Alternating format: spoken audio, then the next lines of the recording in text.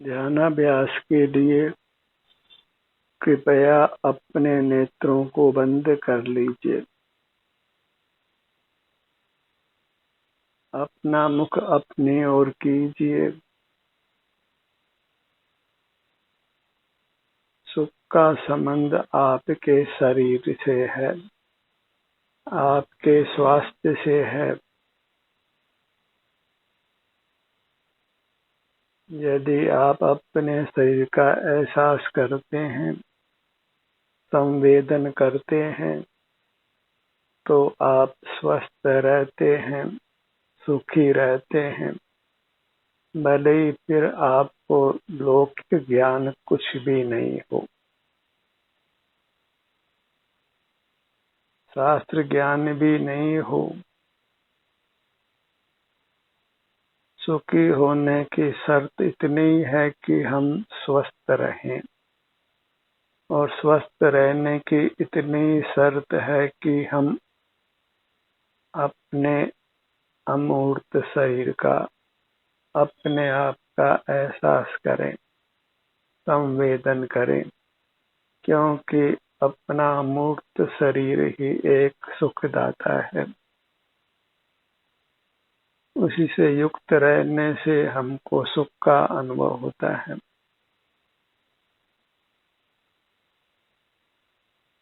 बाह्य पदार्थों में हमारा किंचित भी सुख नहीं है, न बाह्य पदार्थ हमारे हैं।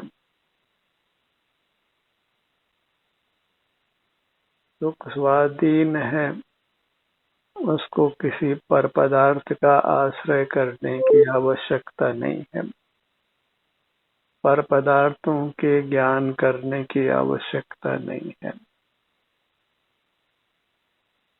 सारा बाहर का ज्ञान वृथा है यदि हम स्वस्थ नहीं हो। स्वस्थ नहीं है तो फिर हम दुख का अनुभव करते हैं। इतना ही नहीं, हम असमय में प्राणों को भी गंवा देते हैं, और फिर भविष्य में भी उत्तम भव को प्राप्त नहीं करते हैं। क्योंकि बहिर्मुख रहते हैं तो हम मोहग्रस्त रहते हैं, कर्म के हांके ही हांके जाते हैं। कर्म ही हमारे पर आधिपत्य करता है,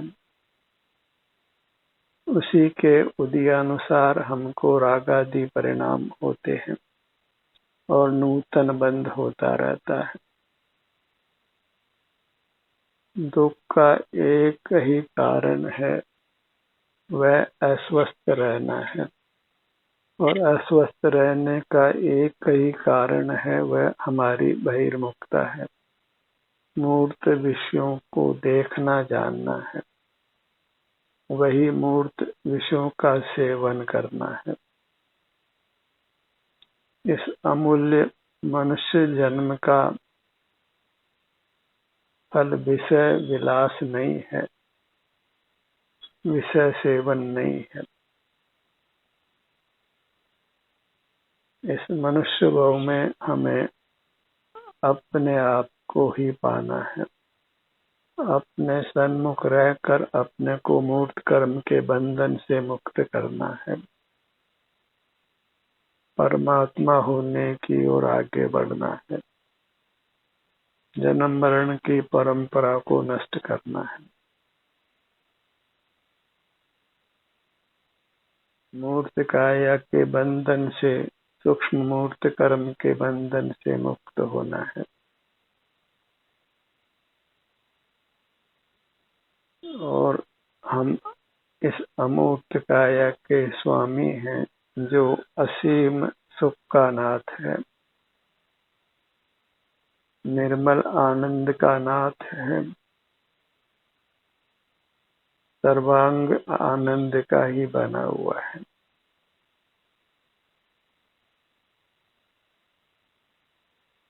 हमारा आकार शरीर के अनुरूप होने से हम अपने आप को शरीर रूप से ही पाते हैं। भले ही हमारा शरीर अमूर्त हो, तभी हम यही कहते हैं कि हमारे सिर में दर्द है, पैरों में दर्द है, पैरों में दर्द नहीं है। तो जीव ने शरीराकार धारण किया होने से वह भी एक शरीर है, नाना अंगों पांग रूप है, और हमें अपने अंगों पांगों का एहसास करते हुए रहना है। उसी से हम उत्तम स्वास्थ्य को, उत्तम सुख को पाते हैं। फिर भले ही हमारे को लौकिक ज्ञान नहीं हो, भौतिक संपदा भी नहीं हो, परमात्मा के पास कुछ भी भौतिक संपदा नहीं है, मूर्त काया भी नहीं है। मूर्त काया नहीं होने से कुछ भी वासनिक चेष्टा नहीं है, कुछ भी कायिक चेष्टा नहीं है, कुछ भी इंद्रिय ज्ञान नहीं है, कुछ भी स्मरण नहीं है। मात्र अपने सर्वांग में सुख का वेदन है। बाहर के सर्व उपलब्धियों को तुच्छ जानकर छोड़िए और अपने अमूर्त काया के उत्तम सुख को भोगते हुए रहिए। उसके लिए अपने अमूर्त काया का ही ऐसा संवेदन करते हुए रहिए। इसी में हमारा हित है, कल्याण है, और इतना ही मोक्ष का मार्ग है। जब भी हम बाह्य कार्यों से निवृत्त हैं, उस समय समय बिना नष्ट किए नेत्रों को बंद कर अपने आभ्यंतर अमूर्त शरीर में ही विचरण करिए। यहाँ जैसी भी संवेदना प्राप्त होती है, उसको पाकर ही अत्यंत संतुष्ट रहिए। वह इसलिए कि इससे हमको परम पद मोक्ष की प्राप्ति होने वाली है, परमात्मा पद मिलने वाला है। संसार सागर से पार उतरने के लिए हमको अपने अमूर्त शरीर की ही शरण है। न धन की शरण है, न परिजन की, न मित्रों की, न समाज की, न किसी बाहर के ज्ञान की, न शास्त्र ज्ञान की। केवल अंतर्मुख रहना है, अपनी मूर्त का एहसास करना है, संवेदन करना है। हम बने बनाए अंतरंग में परमात्मा है, अकृत्रिम है। जैसे बाहर मूर्ति कृत्रिम है, ऐसे हमारी मूर्त कृत्रिम नहीं है। अनादि से हम एक या दूसरे शरीर के आकार रहते आए हैं, और शरीराकार ही मूर्ति होती है। हम चेतन मूर्ति होने से हम ही चेतते हैं। बाहर में जो मूर्त प्रतिमा बनाई जाती है, उसको वास्तव में चैत्य संज्ञा नहीं है, क्योंकि वह चेतन नहीं है। बाहर में जो मूर्ति बनाई जाती है, वह वास्तव में परमात्मा नहीं है, क्योंकि वह वास्तव में ही परमात्मा नहीं है, वह अचेतन है। किसी प्रकार अचेतन में चेतनपना नहीं डाला जा सकता है। चेतन अवश्य ही अचेतन को ग्रहण करके अचेतन जैसा हो जाता है,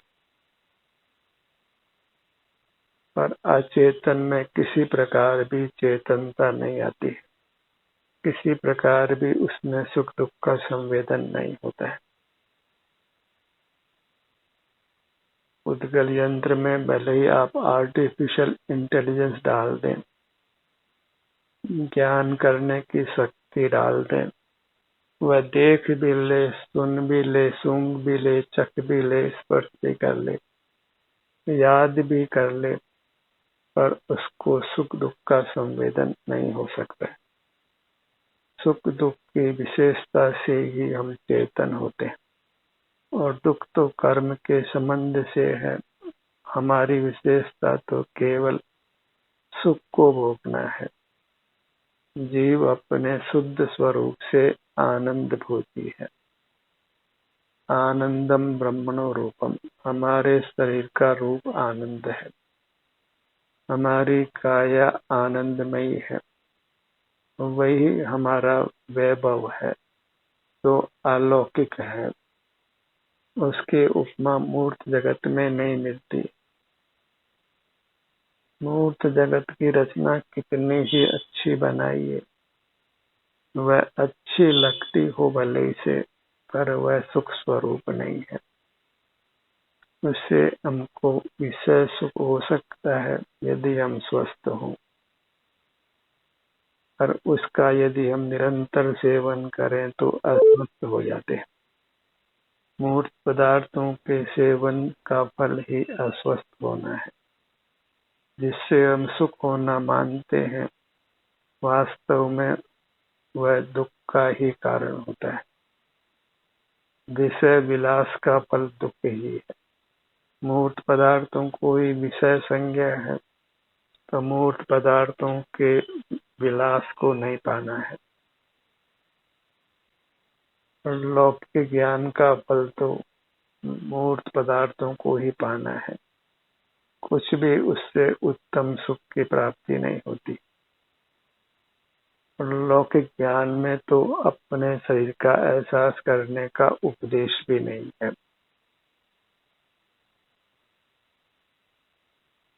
अपने ध्यान को अपने सिर के भाग पर लाइए।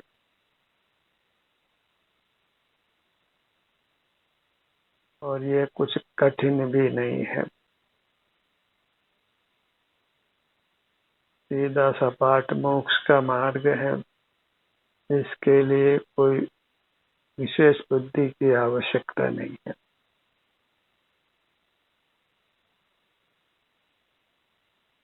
अपने ध्यान को अपने ललाट भाग पर लाइए।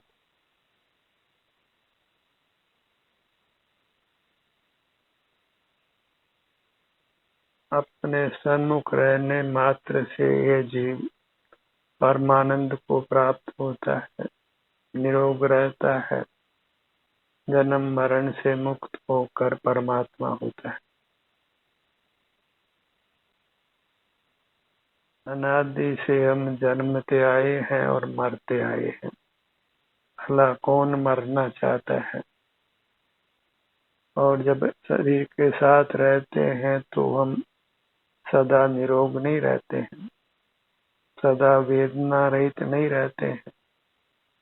अस्वस्थ होते हैं, वेदना भी भोगते हैं, भूख प्यास का कष्ट भी भोगते हैं, नाना कष्ट भोगते हैं। अगर किंचित भी हमको बुद्धि प्राप्त हुई है तो अपने शरीर का एहसास करके स्वस्थ रहिए, सुखी रहिए, निराकुल रहिए, परमानंद को भोगते हुए रहिए। अपने आप को जन्म मरण से मुक्त करने का उद्यम कीजिए, निरोग रहने का उद्यम कीजिए।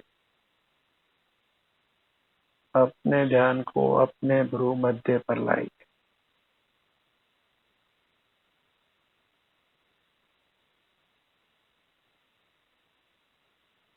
अपने विभिन्न भागों पर आने का कोई क्रम नहीं है।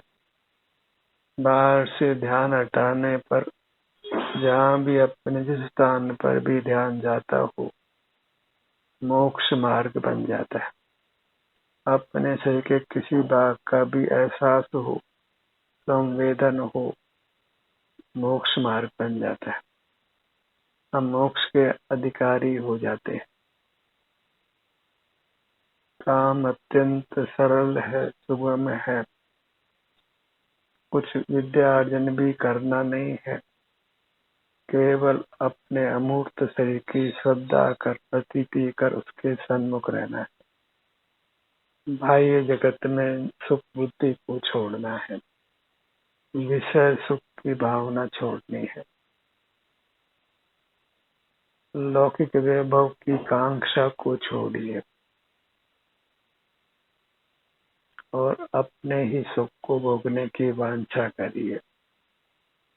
लौकिक सुख भौतिक पदार्थों जन्य है और ये पारलौकिक सुख अपने सही के संवेदन रूप है।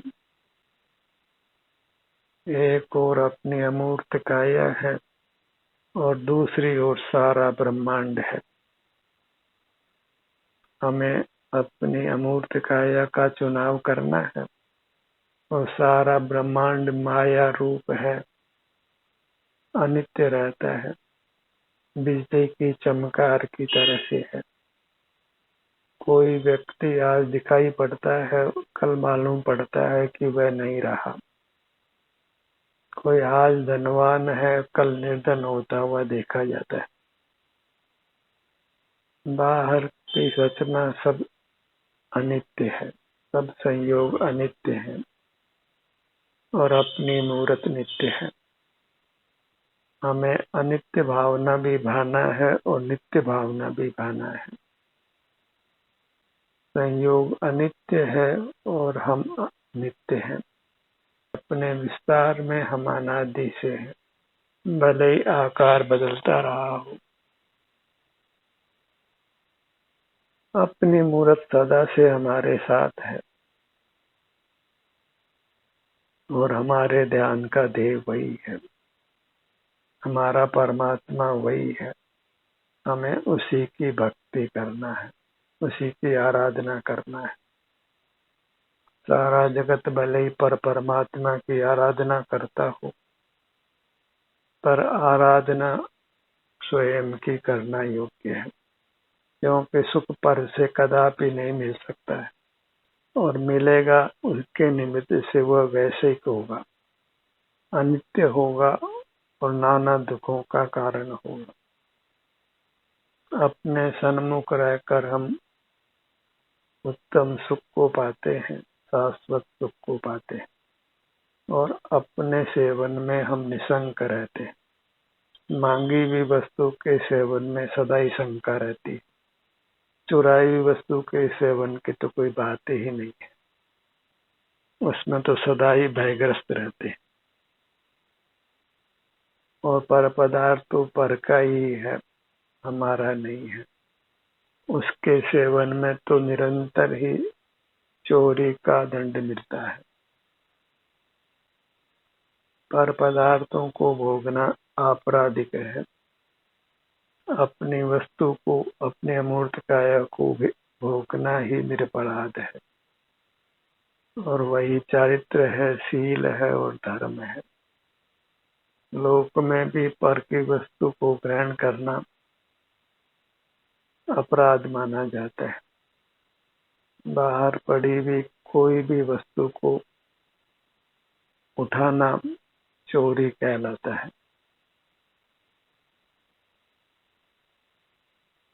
पर पदार्थ सड़क पे भले ही रत्न हो, उसका ग्रहण करना चोरी है। सारा जगत अपने लिए धूल समान है। रत्न तो हमारी अपनी मूर्त है। जो चैतन्य रत्न है साक्षात परमात्मा है। आप ही अंतरंग में परमात्मा है तो बाहर किस परमात्मा को मनाना है। सारे जगत को चूंकि अपना परमात्मा नहीं मिला है, इसलिए वह परमात्मा की आराधना करता है और परमात्मा की आराधना करता हुआ पराधीन होता है और पराधीनता में सुख नहीं मिलता है। तभी कहा है, जिसका चित्त परमात्मा की भक्ति में अनुरक्त रहता है उसको मोक्ष दूर से भी दूर है। भले ही परमात्मा की आराधना करने को ये मोही जगत धर्म मानता हो, उसी का परस्पर उपदेश देता हो, और कोई पर परमात्मा की आराधना नहीं करता हो तो उसको नास्तिक मानता हो, धर्म शून्य मानता हो। पर मोक्ष मार्ग जगत की मान्यता से नहीं चलता है। अगर मुक्त होना है तो सारे जगत से ही विमुख होना है, क्यों जगत के सन्मुख रहना ही बंधन है, और अपने सन्मुख रहना ही बंधन मुक्ति है, उत्तम सुख की प्राप्ति है। अपने ध्यान को अपने दोनों नेत्रों पर लाइए।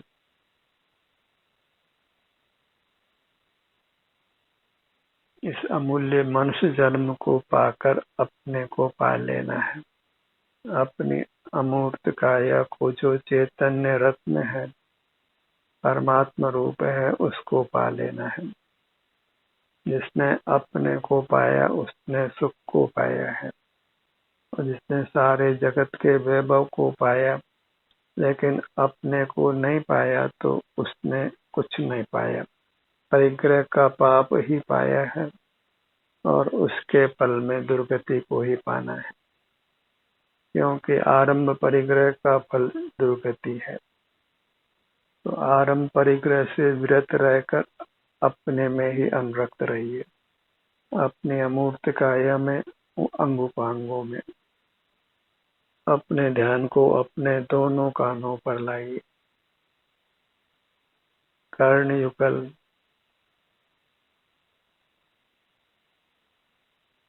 जो अपने सन्मुख होने से शांति का अनुभव होता है उसको पहचानिए, क्योंकि उसी पहचान के बल पर आपकी वृत्ति पुनः पुनः अंतर्मुख होने वाली है। उस शांति का वेदन ही शांति को बुलाता है। वर्तमान में हम शांति का अनुभव करते हैं तो निश्चित ही हमारा भविष्य भी शांति रूप होता है, क्योंकि हर परिणाम अपने आप को रिपीट करता है। शराब पीने वाले को शराब पीने की इच्छा होती है, सिगरेट पीने वाले को सिगरेट पीने की इच्छा होती है, और अपना अनुभव करने वाले को अपना अनुभव करने की इच्छा होती है, और अपना अनुभव करने की इच्छा से ही हम अपना अनुभव करते हैं और परमात्मा दशा को प्राप्त करते हैं। अपने ध्यान को अपने दोनों नथनों पर लाइए। हर भाग के सन्मुख होने से जो आपको निराकुलता मिलती है, मानसिक विकल्पों से शांति मिलती है, उस शांति को गहराई से पहचान कर उसी शांति को पाने का अहोरात्रि प्रयत्न कीजिए। अपने ध्यान को अपने दोनों होठों के भाग पर लाइए। पर्व नाम पलटने का है, बाहर से भीतर आने का है। अगर बाहर से भीतर नहीं आते तो हमने कोई पर्व को मनाया नहीं है। फिर भले ही हम उपवास करें, भगवान की पूजा करें, दया दान परोपकार आदि कार्यों में प्रवृत्त हों, वह किंचित भी मोक्ष मार्ग नहीं है। मोक्ष मार्ग पलटने का नाम, अबाउट टर्न करने का नाम है, बहिर्मुखता छोड़कर अंतर्मुख होने का नाम है। वही वास्तविक पर्व है, त्योहार है। लोक में तो त्योहारों को भी विषय विलास रूप बना दिया गया है। ऐसा कलिकाल है, पर्व के दिनों में विषय विलास होता है। बाहर के सुख को पाने का यत्न किया जाता है, मौज मस्ती की जाती है। अपने ध्यान को अपने मुख के भीतर जिह्वा भाग पर लाइए।